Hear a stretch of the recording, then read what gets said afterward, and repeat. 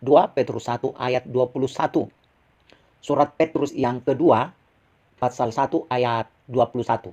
Demikian, sebab tidak pernah nubuat dihasilkan oleh kehendak manusia, tetapi oleh dorongan Roh Kudus, orang-orang berbicara atas nama Allah.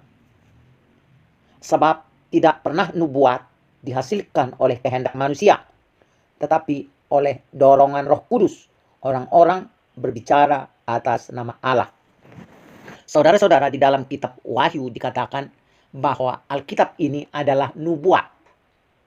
Nubuat itu berarti suatu pernyataan yang memiliki kekuatan kebenaran. Nubuat tidak dibatasi oleh waktu.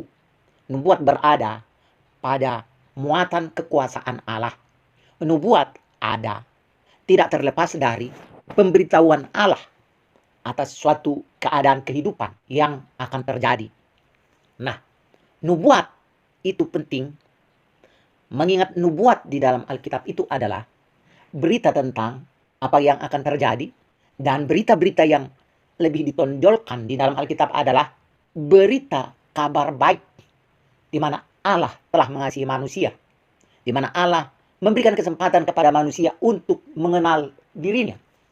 Allah memberikan kesempatan kepada manusia untuk memahami dirinya. Allah memberikan kesempatan kepada manusia untuk diselamatkan dari dosa, dari maut, dan segala ketidakdamaian, dari segala keterpurukan tubuh jiwa rohnya. Allah menyadari bahwa manusia yang lemah itu, manusia yang kecil itu, terbatas memahami segala sesuatu. Tetapi Allah memang punya konsep berbagi kemuliaan, berbagi kekuatan, berbagi segala yang baik, yang bisa mendatangkan kegembiraan, sukacita bagi manusia itu. Nah, itulah sebabnya Alkitab itu memuat nubuat-nubuat. Tetapi nubuat yang digambarkan dan dijelaskan oleh Alkitab adalah nubuat tentang bahwa manusia memperoleh sebuah pengharapan yang besar, yang kuat, yang tidak mengecewakan. Ketika manusia itu mempercayai apa yang tertulis di dalam kitab nubuat itu, yaitu Alkitab. Ajaran Injil sejati memiliki konsep dan prinsip kesadaran bahwa Alkitab adalah konstitusi kerajaan Allah. Bahwa Alkitab adalah dokumen resmi kerajaan Allah, di mana rajanya adalah Yesus. Di mana Yesus ini adalah Allah sendiri yang tidak kelihatan itu, menampakkan diri, memperlihatkan diri. Itu tertulis di kitab Injil Yohanes 14 ayat 7 sampai dengan 11. Yohanes pasal 14 ayat 7 sampai dengan 11. Bahwa di dalam diri Yesus ada Bapa yang bekerja, yaitu Allah yang Maha Kuasa, yaitu Allah yang Maha Pencipta, yaitu Allah manajer Maha Kuasa, Maha Tahu, dan Maha Bijaksana, yang menampilkan karya-karya kebaikannya kepada manusia. Kita melihat begitu banyaknya mujizat, begitu banyaknya nasihat, begitu banyaknya solusi, begitu banyaknya jalan keluar yang bisa Yesus tampilkan, di mana Dia sebagai Allah yang telah hadir kepada manusia. Nah, poin yang terpenting untuk kita pahami tentang bahwa Alkitab ini adalah nubuat. Yang pertama, bahwa Alkitab ini memberitakan tentang satu pribadi yang Maha Kuasa, yang Maha Kasih, yang Maha Baik, yang bisa kita alami peranannya di dalam kehidupan kita ini. Inilah yang telah dinubuatkan selama beribu-ribu tahun. Kita tahu bahwa Alkitab ini ditulis selama 4.000 tahun oleh banyak nabi, banyak raja, banyak hakim-hakim, rasul-rasul, dan semua tokoh-tokoh rohani yang mencatatkan di dalamnya. Dan dikatakan di sini, nubuat ini bukanlah hasil sebatas manusia cerdas, manusia baik, manusia berpikir, manusia menganalisa dengan segala keterbatasannya. Tetapi nubuat, yaitu ajaran yang datang dari Alkitab ini, adalah nubuat di mana Roh Maha Kuasa itu menghasilkannya. Dikatakan di sini, sebab tidak pernah nubuat dihasilkan oleh kehendak manusia, tetapi oleh dorongan Roh Kudus yang ada di Alkitab, ajaran yang ada di Alkitab, janji-janji yang ada di Alkitab, pengharapan yang dinyatakan di dalam Alkitab, penebusan, pengampunan, kesembuhan, di mana Allah bisa membuat segala sesuatu yang tidak baik menjadi baik, bahkan yang tidak ada menjadi ada. Sebegitu pentingnya nubuat ini, sehingga harus disampaikan oleh ratusan saksi. Ada ratusan nabi, ratusan raja, ada ratusan hakim-hakim, ada ratusan dan ribuan saksi-saksi di Alkitab yang menyatakan bahwa Allah itu benar, bahwa Allah itu maha kuasa. Tetapi berita utama di dalam kekristenan adalah bahwa Allah telah datang menjadi manusia untuk mengasihi manusia. Tetapi kealahannya itu tetap eksis. Di mana Allah yang maha kuasa itu tetap maha kuasa dan kekal dan tidak pernah surut dari kealahannya. Tetapi oleh kasihnya dia datang kepada manusia untuk menampilkan kebesaran kemahakuasaannya dan kemahakasihannya dia itu. Untuk bisa diterima oleh mereka yang mau percaya kepadanya. Itulah sebabnya berita tentang nubuat di Alkitab adalah berita yang harus kita cermati lebih kepada pengharapan yang terkandung di dalamnya. Lebih kepada bagaimana kita harus membagikan kebaikan, kemurahan yang ada di dalam berita nubuatan itu kepada banyak orang. Karena fokus dari Allah di dalam Injil adalah bagaimana Allah itu baik. Dan bukan bagaimana Allah itu menghakimi. Dan bukan bagaimana Allah itu menuduh. Melainkan di dalam kekristenan, di dalam Injil, di dalam berita tentang kerajaan Kristus, bahwa Allah itu mengasihi semua orang, bahkan orang berdosa sekalipun, bahkan orang yang cacat sekalipun, bahkan orang yang jahat sekalipun. Allah ingin mengubah mereka untuk bisa memandang kemurahan Allah, untuk kemudian mereka semua bertobat dan datang kepada Tuhan. Itulah berita nubuat yang dinyatakan di dalam Alkitab. Nubuat yang mulia, nubuat yang memberi kita harapan. Harapan di dalam segala hal, yang merupakan hasil dari karya Allah, yang akan menghasilkan kemenangan, kelepasan, sukacita bagi manusia yang datang berharap dan mau menerima berita nubuat kebaikan, kasih sayang, dan kemahakuasaan Allah. Yaitu Allah yang disebut di dalam Ulangan pasal 6 ayat 4. Akulah Allah, tidak ada Allah selain daripada aku. Dan di dalam Yesaya pasal 43 ayat 10 dikatakan, tidak ada juru selamat selain daripadaku. Dialah Allah yang telah datang mengasihi kita, memperkenalkan kebesarannya. Kesimpulan yang harus kita ambil tentang berita nubuatan Alkitab ini adalah pentingnya memahami harga untuk mempercayai firman Tuhan.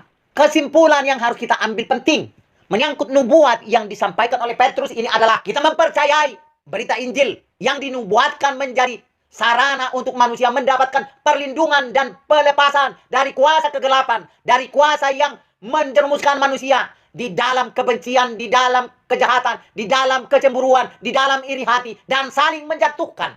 Tetapi berita tentang Injil adalah berita tentang kebaikan, berita tentang menghendaki manusia semua di dalam keadaan damai, di dalam keadaan terberkati, di dalam keadaan saling mencintai, di dalam keadaan saling berbagi kegembiraan sesuai dengan apa yang telah dijanjikan tentang buah roh, sukacita, damai sejahtera, pengharapan, yang mana tidak ada hukum yang akan menentang hal-hal itu.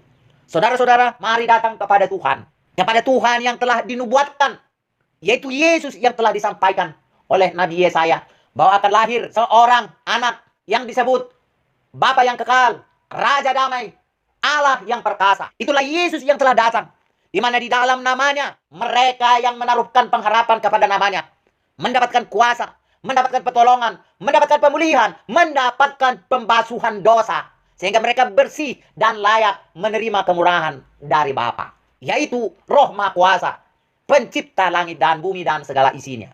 Saudara-saudara, maka tampilkanlah Injil yang memberikan sukacita. Tampilkanlah Injil yang memberikan damai.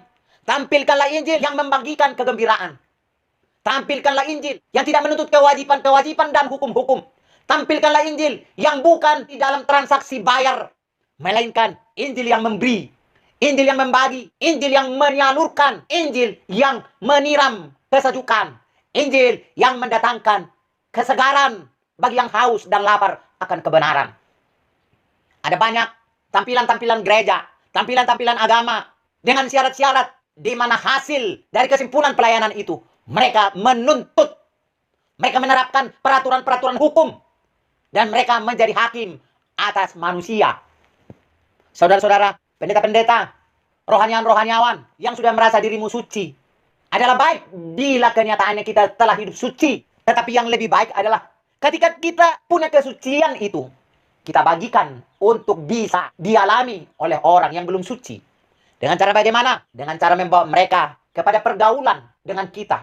Di mana mereka merasa nyaman duduk bersama orang-orang yang merasa dirinya suci itu. Orang-orang berdosa, orang-orang yang lemah, orang-orang yang bercacat, orang-orang yang memiliki kelemahan harus dilepaskan. Dengan cara bagaimana mereka merasa nyaman dengan kita yang telah lebih dulu mengenal kebenaran.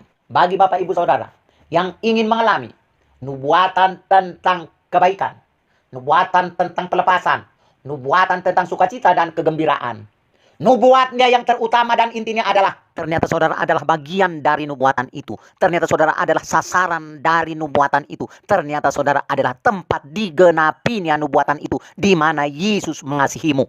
Bahwa Yesus telah datang menjadi juru selamat, yaitu Allah Maha Kuasa itu sendiri, yang datang menjadi manusia. Dan di dalam penderitaannya di kayu salib, Dia telah memanggil kita untuk dibasuh oleh kuasa darahnya yang kekal. Saudara-saudara, datanglah kepada Yesus, nubuat utama dari seluruh kesimpulan Alkitab, di mana di dalam Dia semua orang boleh disembuhkan, semua orang boleh disucikan, semua orang boleh diselamatkan. Datanglah kepada aku, hai kamu semua yang letih lesu dan berbeban berat. Datanglah kepada aku akan memberikan kelegaan kepadamu. Itu kata Yesus. Saudara-saudara, simpulkan untuk menerima berita utama, nubuat yang terutama, bahwa berita utama dari seluruh nubuat Alkitab adalah Yesus, di mana suatu kepastian di bawah kolong langit ini tidak ada seorang pun yang olehnya kita bisa diselamatkan selain di dalam nama Yesus. Haleluya. Mari saudara, angkat tangan dan hatimu kepada Tuhan Allah yang Maha Kuasa di dalam nama Tuhan Yesus Kristus. Akui segala dosa kesalahan dan minta Dia menyucikanmu dengan percaya bahwa Yesus telah mati tersalib menanggung dosa orang-orang berdosa sesuai dengan nubuatan kitab Taurat, di mana upah dosa ialah maut, dan maut itu telah digantikan oleh Tuhan Yesus bagimu. Terima kasih Tuhan Yesus. Jangan semua pendengar-pendengar khotbah ini, dengan keterbatasan manusia, hamba-Mu tidak sanggup, kecuali jika Roh Kudus, Roh Tuhan Yesus, Roh Maha Kuasa menjamah mereka semua. Engkau mengasihi siapapun kami yang sekarang mungkin sedang terpuruk, mungkin sedang gelisah, mungkin sedang merasa dirinya tertolak, mungkin sedang tersingkir dari komunitas banyak orang, mungkin sedang tidak diperhitungkan, bahkan mungkin baru saja melakukan kejahatan. Tolonglah mereka Tuhan Yesus sekarang. Tolonglah mereka, pulihkanlah mereka, jamahlah tubuh jiwa roh mereka untuk mengalami Yesus Kristus yang diberitakan dan dinubuatkan sebagai jawaban dari seluruh persoalan kami. Haleluya. Bapak Ibu Saudara yang terkasih dalam nama Tuhan Yesus, angkat tanganmu dan terimalah berkat kasih karunia dari Tuhan semesta alam. Kasih sayang Allah, yaitu Bapa di sorga, kasih karunia Tuhan Yesus Kristus, pertolongan rohnya Roh Kudus, memberkati engkau sekarang sampai selama-lamanya. Amin.